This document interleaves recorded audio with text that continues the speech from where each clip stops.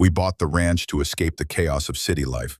Wide open fields, no nosy neighbors, or so we thought. My wife and I were barely 2 weeks into settling in when the first letter showed up. It was from the local HOA. Funny thing, we never signed up for one. Turns out a small group of residents had formed a voluntary HOA after we purchased the property, without informing us. They said our fencing was out of alignment with community standards, but we lived on private land.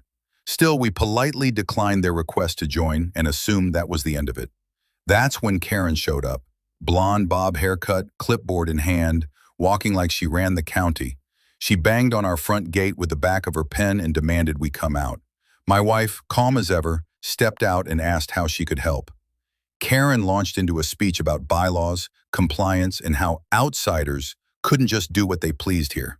My wife reminded her again, this land isn't governed by their HOA, it's a standalone ranch property, legally exempt. But Karen wasn't having it. 3 days later, we received a notice taped to our mailbox, eviction order, failure to comply with community guidelines. I laughed out loud. It was a fake document, obviously, but the nerve. My wife, she didn't laugh. She took a photo, documented the harassment, and filed a quiet report. Not with the police, oh no, she had bigger plans. Next morning, I was fixing the barn door when I saw flashing lights. 2 police cruisers rolled up, sirens off, but lights on. And guess who was standing next to them? Karen. Arms folded, smirking. She'd called the cops, claiming my wife was illegally squatting on HOA-protected land. Officers approached cautiously. But before they could ask a single question, my wife stepped out of the house and calmly flashed her ID. The mood shifted instantly. The officer took one look, then quickly stood at attention. You see, my wife isn't just any woman. She's the current deputy director of the FBI. And Karen? Karen had no idea. My wife showed them our deed, zoning approvals, and HOA exemption papers, clean, solid, undeniable. The officer turned to Karen and asked, "Ma'am, are you a licensed legal officer to be issuing eviction notices?" Karen tried to fumble her way through an answer, but it was clear.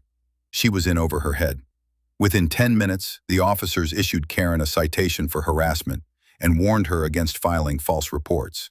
Apparently, this wasn't her first time stirring trouble. My wife didn't say a word through most of it. She let her badge and evidence do the talking. The kicker? A week later, Karen's self-appointed HOA was officially dissolved after multiple residents came forward with similar complaints. Turns out, she'd been pretending to have legal authority over several homes in the area, threatening fines, demanding membership dues, and issuing her own made-up violation notices. She underestimated us. More importantly, she underestimated